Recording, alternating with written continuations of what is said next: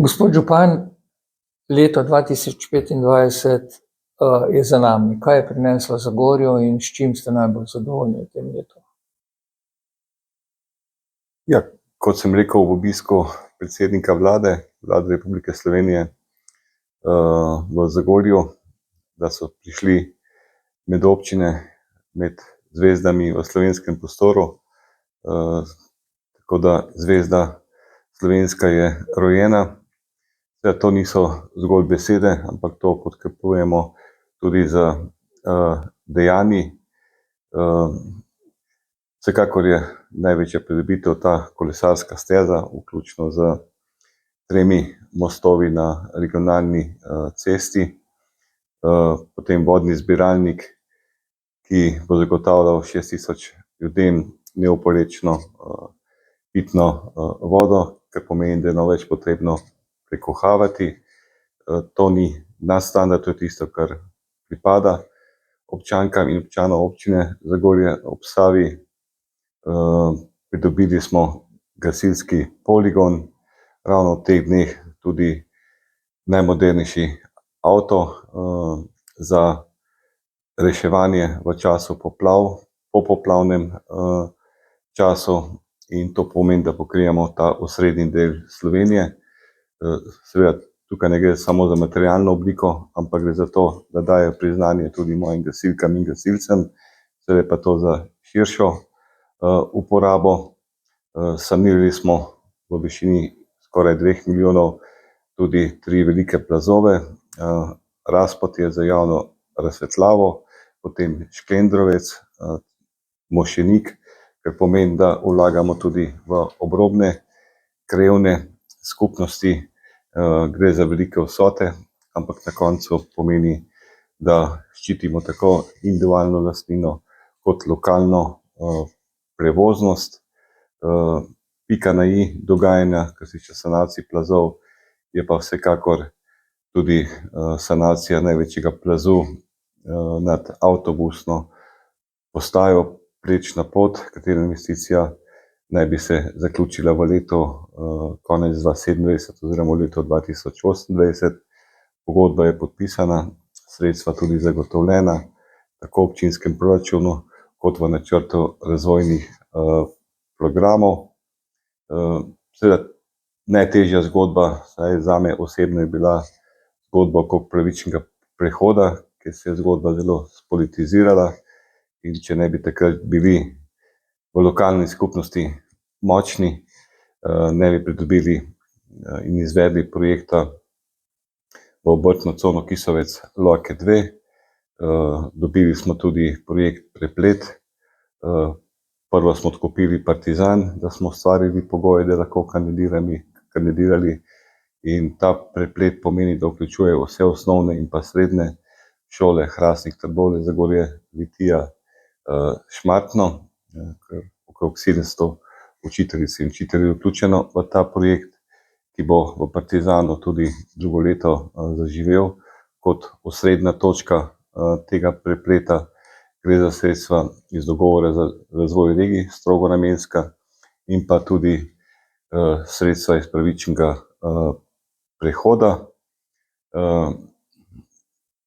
Pogled v sedanjost in predvsem v prihodnost sedanjim in bodočim generacijam pa je, da se je Evropska komisija odločila, da tudi v Sloveniji postavi brezogljični center za razvoj baterij in vodika v okviru Kemijskega inštituta, in ta sredstva so prišla tudi v našo občino. Gre za okrog 30-milijonsko investicijo. Drugo leto naj bi bila svečana otvoritev, in tam, kjer delaš pozitivno, delaš pošteno, delaš z dobrimi nameni, tudi uspeš, in to je tisto, kar nam v Zagorju tudi uspeva. Na komunalni infrastrukturi asfaltira nekaj lokalnih in krajevnih cest, predvsem je pomembna ta cesta skozi Kisovec s 3 rondoji, da zagotavljamo večjo varnost. Smo pa v fazi tudi izbora izvajalca za nov rondo, ki gre za kritično točko uvoza pri čistilni napravi proti Litiji oziroma proti Trbovljam, kjer nam je uspelo tudi, da se sprojektira informacijska tabla, kot jih lahko vidimo na avtocestnem križu, kjer bomo opozarjali na prometne informacije na Trojanah. Ko bo na primer cesta zaprta, bo tabla usmerjala promet skozi Litijo. In vsekakor te pogledi, ki so, grejo v pravo smer.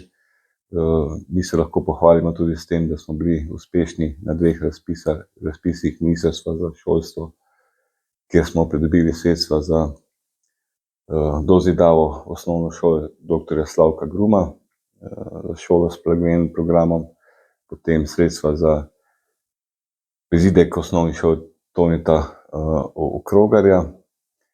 Seveda to naj bi se izvedlo do konec leta 2029, seveda pa vse bo zavisi, kakšna bo povprečnina, kako na kakšen način bo naslednje vlade odnos do lokalnih skupnosti, ker je večji delež sofinanciranja tega iz občinskega proračuna. Nenazadnje pa, ko govorimo o teh uspehih, smo po številu prebivalcev največji v Zasavju, ker 600 nas je več od naslednje občine, kar daje pozitivno podobo demografsko občin Zagorje ob Savi. Pohvalimo se lahko tudi, da smo v prvi četrtini med 212 občinami po koeficientu razvitosti.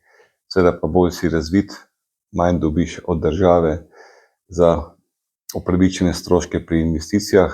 Mi dobimo 70%, nekateri 80 oziroma 90%, ampak kakorkoli že, ponosni smo na te uspehe. Tudi število brezposelnih smo pod slovenskim povprečjem. To so pokazatelji in pa uspehi, ki niso moji osebni, ampak to so uspehi mojih občank in občanov občine Zagorje ob Savi. Pa je vseeno ostalo v letu 2025 kaj neizkoriščenih priložnosti, za katere vam je žal, recimo, da jih niste mogli uresničiti. Prvo, jaz sem presenečen, zadovoljen, da imam takšno ekipo, da peljemo takšne projekte, kot jih izvajamo v naši občini. Vsekakor težimo k temu, da bi bili še boljši, kot smo bili v letošnjem letu, ki ga ocenjujemo enega izmed najuspešnejših, tako po investicijah, kot na področju sociale, medsebojnih odnosov. In če oceniš leto kot najboljše, si vedno rečeš, kaj bi lahko bilo še boljše, ampak vsekakor prihajamo v leto, ki bo še bolj uspešno kot leto 2025. In kakšni so načrti za leto 2026? Imamo kar nekaj kritičnih točk, predvsem sem vesel, zadovoljen zgodbo okrog Kmetijskih toplic, ker vemo, da se veliko poenostavlja, zakaj občina to ni odkupila, zakaj ne gradi. Seveda ni občine, ki bi gradila bazene, hotele. Mi imamo še vedno lastnika gospoda Marjana Krajnca, ki je občinskemu svetu, zagorski javnosti predstavil megalomanski projekt, ki je trenutno propadel. Dobili smo soglasje, da lahko to podremo, seveda ne iz naslova financiranja občinskega proračuna, ampak da privatno podjetje to zmelje, ločuje in potem tudi uporabi v nadaljnjo uporabo. Tako da upam, da bomo to tudi naredili. Seveda, ko govorimo pa o bazenu, govorimo... To govorite sedaj o stavbi hotela ali tudi bazena? O stavbi govorimo samo, vemo, da te tribune so v privatni lasti. Bili so zelo korektni pogovori s temi lastniki, z obstoječim lastnikom celotnega kompleksa, kajti te tribune, ki so tudi streha teh lokalov, tako da dobesedno bi morali iskati, če bi bilo vse urejeno, tudi soglasje teh lastnikov, če se lahko sončimo na tribunah, ampak kot sem rekel, gre za korekten odnos v preteklosti do lastnika sedanjega. Veliko sredstev za rušenje, sploh pa bomo morali priti v situacijo, kaj z Medijskimi toplicami. To je opredeljeno kot turistični kraj, ki je na širšem območju, s hoteli, z bungalovi, in samo eno kapljico narediti, da narediš manjši bazen, verjemite mi, da rabiš veliko več milijonov, kot če greš v izgradnjo novega.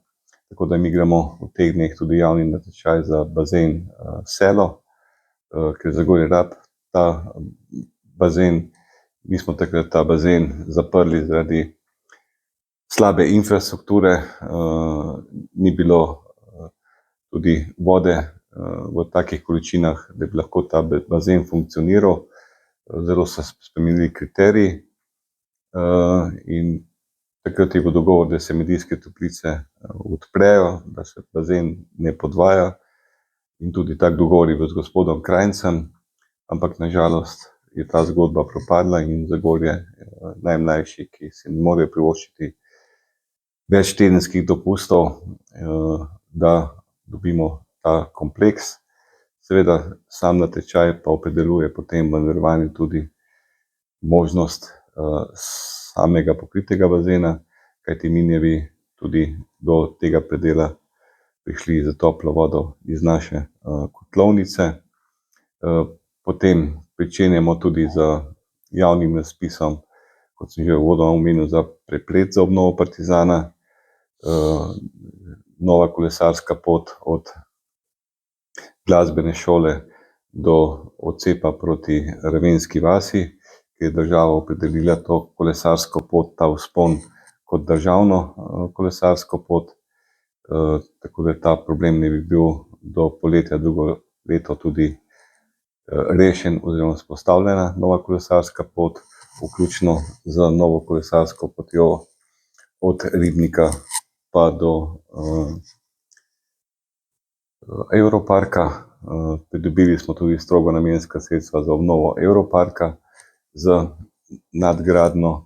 Vemo, da je Evropark postal center športno-rekreativnega centra v Zasavju.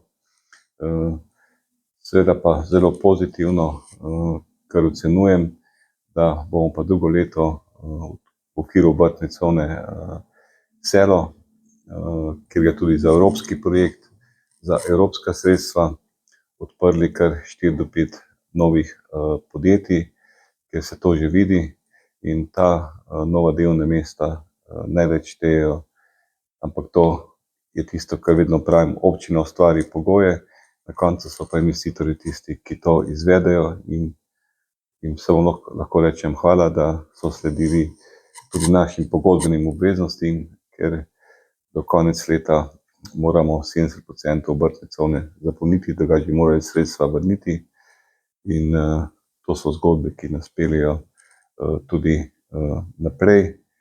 Seveda pa vemo, da drugo leto so parlamentarne volitve, so občinske volitve, da bo en mrtvi tek, predvsem na nacionalnem nivoju, ampak tisto, kar sem povedal, sem prepričan, da nam bo tudi uspelo v letu 2026. Pa so že pri volitvah, na katerih boste kandidirali? Glejte, kakšne sklepe ali pa odločitve na zalogo ne sprejemam.